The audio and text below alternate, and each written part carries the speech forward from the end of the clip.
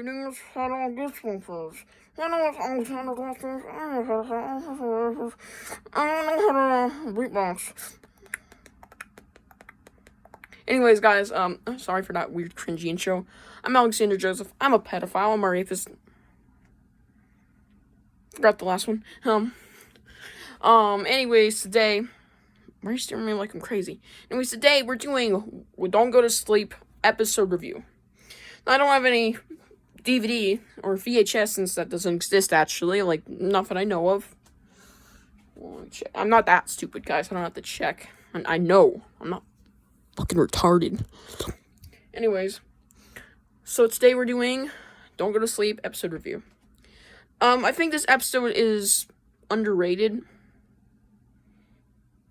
Yeah, I think that's a good word for it. It's very underrated. It's an okay episode. It's not really overly scary. It's not like the Goosebumps shit. Still, you can send a chill down your spine. Anyways, today we're just gonna jump straight into this Don't Go to Sleep episode review. So, the episode begins with Matt, our main character, having a whole fight with his family. Everybody hates him, apparently. This fight goes on for a long time. This is a very complex scene, so I won't mention a lot of stuff. But after all of his siblings or brothers, his brother and his sister leave the room or leave the house, he talks to his mom like, "Hey, Mom, can I just move my room up to the attic? I mean, there's a lot of space up there. I'll get more privacy." And she's like, "Out of the question, son! You fat bitch! That's reality, Matt! You accept it!" Ooh! And, damn, is that mom a bitch? It's a bitch. I'm gonna say that mom was a bitch.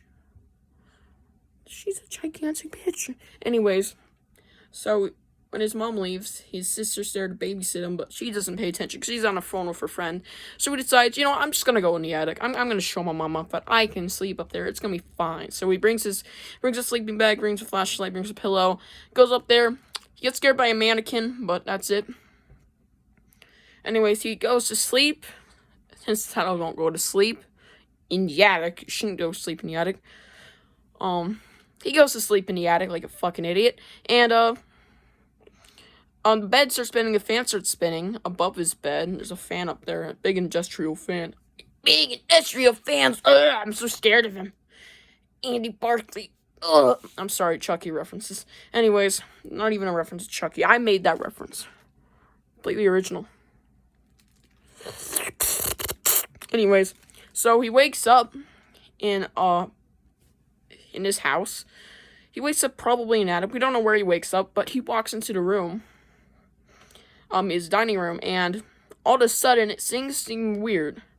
His sister's complaining about how she can have a phone line. She can't have her own phone line. She can't have a phone. And her mom's like, the mother is like, no. And then his brother's like, great hockey game last night, because that's where he left to go. That's something I forgot to mention. He left the house for a hockey game, which is his hockey game. But he's like, the kid's, Matt's like confused, and he's, nice joke. And he's like, I'm not kidding, nice hockey game. Continued eating the cereal. Lucky poop. Or he meant Lucky Charms. Probably. I don't know.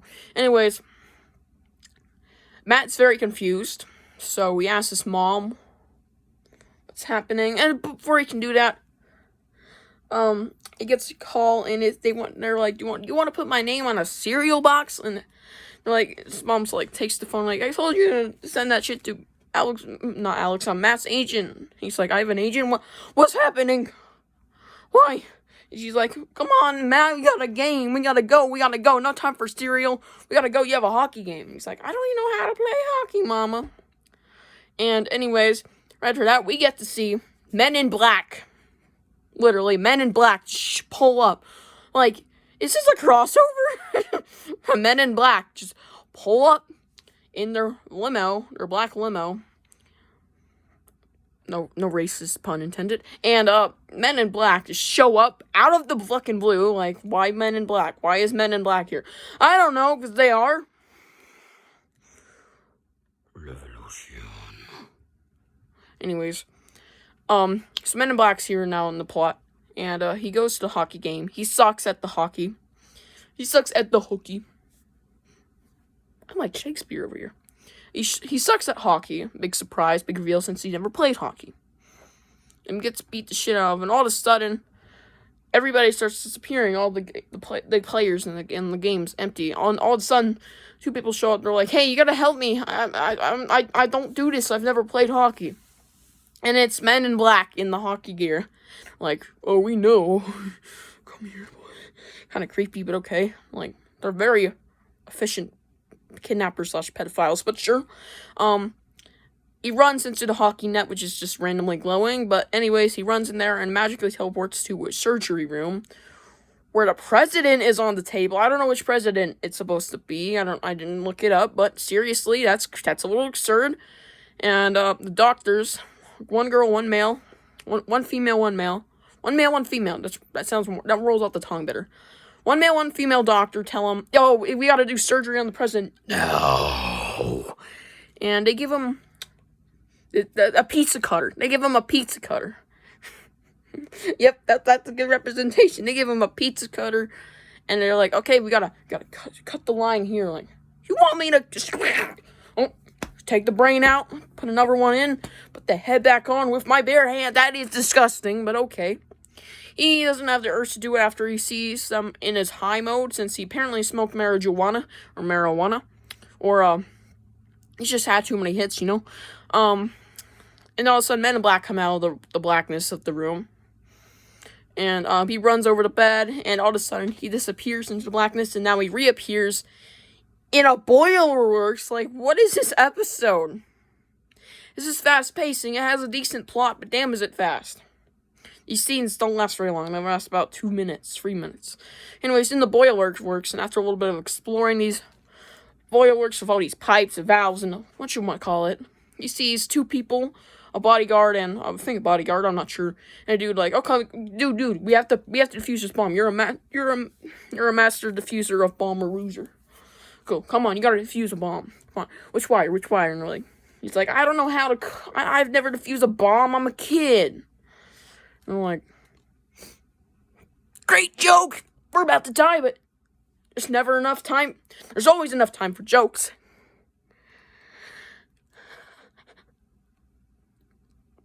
Slappy dies in season 7. Anyways, spoilers. Next thing. What was he gonna do? Well, Men in Black don't show up this time. This shocked me a little bit. Men in Black didn't even show up. Anyways, he's like, okay, the last few seconds he runs, and then all of a sudden he just teleports at a fucking wedding, his own wedding. They're like, "What are you doing? No, you're gonna die, or the bomb's gonna." Oh, never mind, we're at a wedding now. Anyways, he walks down the aisle. His mom's there, his brother there, his sister's there, a bunch of family, a few people he doesn't know, and then there's his future wife. And he's a kid. Is that even legal? Oh shit. I sold something on eBay, guys. I hate my life! Anyways. Another thing. His wife is really ugly. His future wife is extremely ugly. It was like Fiona if she was a human. Okay, I'm sorry, she's not that ugly. But seriously, why? And she's eating onions, she's sad. "Why are you gonna leave me? Why are you late on my wedding day?" And all of a sudden, he appears in the blackness of the void where the men in black live. The end. So, I give this episode a 49 out of 60, and I hate this episode. Everybody, see you guys in the next one. Bye. I'm just joking. Anyways, the men in black come out of the shadows. He magically appears in a chair. And he's like, "Where am I, guys? Just leave me alone. I'm a kid." And you're like, he wants to know where he is. And I love this joke. One of my top 10 favorite one-liners in Goosebumps episodes. He's like, "You're in trouble. That's where you were." So I love that line. It's too much. It's too much for me to handle. I love it. Personally, one of my favorites. Same with, "I could hurt you and your family in 100 ways. And I've seen better swings on playgrounds." Two of my other favorite lines from the same episode. Not this one. 9/11/2. Which I did a review on, so go check that one out. Anyways, all of a sudden the chair moves in, and he goes through 2 doors into this George Washington Carver looking like dude courtroom. And after that, they're like, okay, so you have committed a lot crimes against reality. Let's replay the clip, shall we? I don't know how they got this, but okay. Shows him saying, I hate reality. Who needs it? Reality, it's reality. Matt making fun of his mom. And the judge is like, that's usual, isn't it? And he's like, yeah, it's me, but silence. And then he declares him guilty.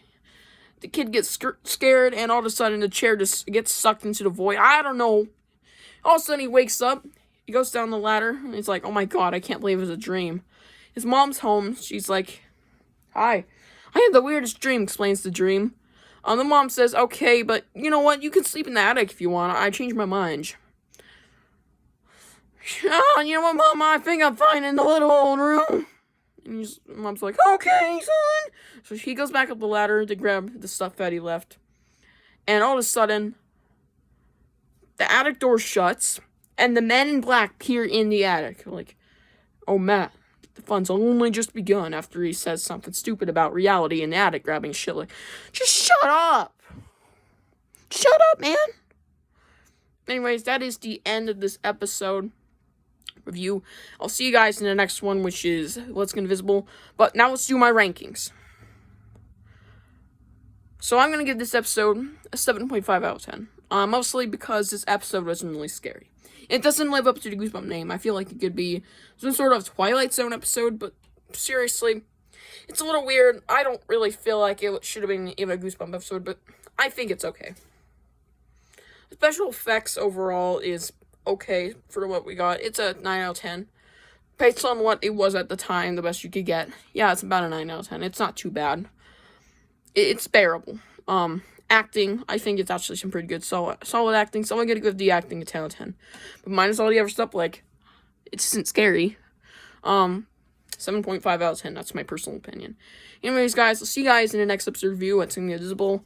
Hope you guys enjoyed this, and I'll see you guys in the next one. Bye.